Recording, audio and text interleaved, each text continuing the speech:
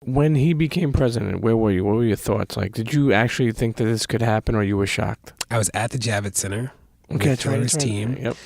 I'll never forget it because we were all like, I was at this TV. It's like Katy Perry sitting on the floor, Gaga, like everywhere. We're all sitting in this room, and we see it on TV, and everybody's like in disbelief for a little bit. And remember, Podesta didn't come out till later, like much later that night. So we all like, wait. I remember Cher came like she was like in the neighborhood, came by, and everybody's like has a stupor on their face, because everybody was shocked.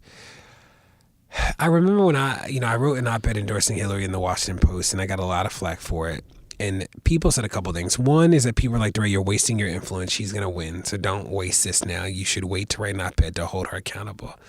There were also people who were like, he has no chance of winning. He's so wild. And I remember when I wrote the op-ed, I was pretty clear that he could win, right? That I knew a lot of young people who were like, they weren't going to vote because the president doesn't matter, that you should vote local because local is the only thing that matters, that was some of the rhetoric.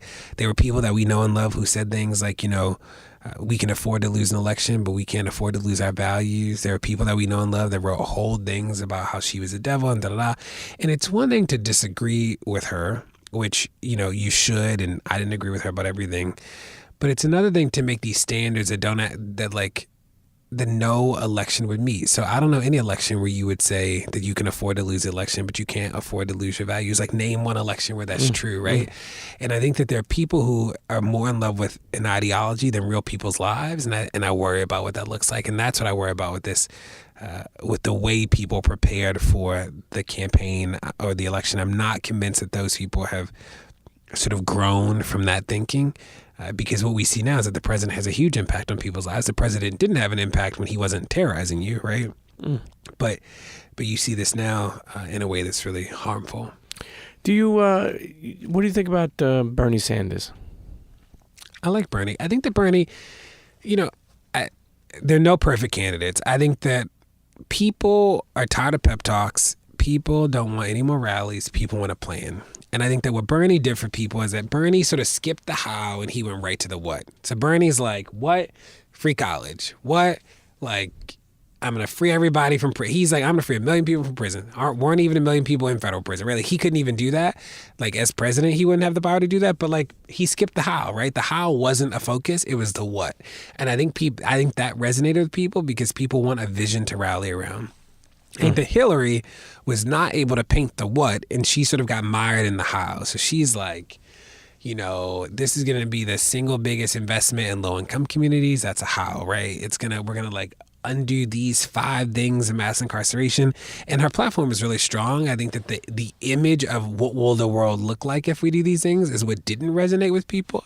And I think the combination of like her focusing on the how and not the what, and her having the baggage of people not trusting her, I think really hurt her a lot. I think too that what Bernie did that was really smart is that he was everywhere, right? He talked to a range of people. And you think about Hillary, is that Hillary stopped talking about content in interviews. So she did a lot of culture interviews, right? So she did The Breakfast Club. She did Another Round. She did that really, not well-placed interview with Mary J. Blige. But like those were culture interviews. Like none of those people interviewing her were content experts, right? And I think there were people who like wanted to know where she felt on the content. And I think about our second meeting with her, she was excellent on the issues, like actually way better than even I thought she'd be. But you never heard it because, the campaign didn't release a video of it, and it wasn't, we were meeting in a swing space.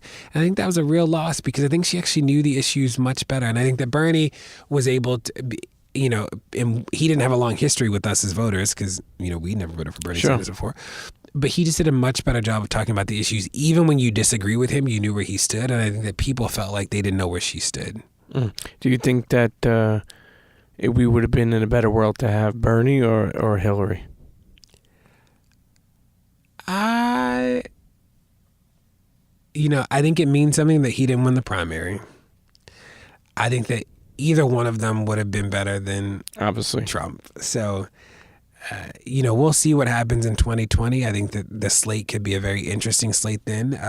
It'll be interesting to see how he's grown as a candidate and his team. His team was a fantastic team to work with. I say that confidently. I think he had a lot to grow in as a candidate. When we asked him, he was like, I believe in a bill that'll bring like 70 million jobs or something, right? And we said, well, how do you know those jobs will go to poor people of color? And he's like, well, because there are more of them. And you're like, Bernie, that's not how the game has ever been played. Like, just because there are like a lot of poor people doesn't mean that like they just benefit from government programs. And I'm hopeful that he has grown from that thinking since we met with him. Sure. And he's got Killer Mike on his side. I love Killer Mike. Killer Mike is, you ever met Killer Mike? I love Killer Mike. And that's another thing that the game, Hillary just didn't do well. Is like Killer Mike was out there for Bernie. People didn't even know who Bernie was or Killer Mike. And Killer Mike was there. Yeah. Katrina Pearson was there for Trump, Who knew who Katrina Pearson was? Katrina was out there. It's like, who was that for Hillary? No, you can't name him. That's a great point. And I think that was like, if she wasn't going to be out there, at least somebody could carry the message. Killer Mike carried the message for Bernie, and like knew the issues, fought people about them, was coherent. Katrina was wild, but like defended. She's like, he never said he was going to build a wall. You're like, what? But she carried the message. And like, I don't know who was carrying the message for Hillary.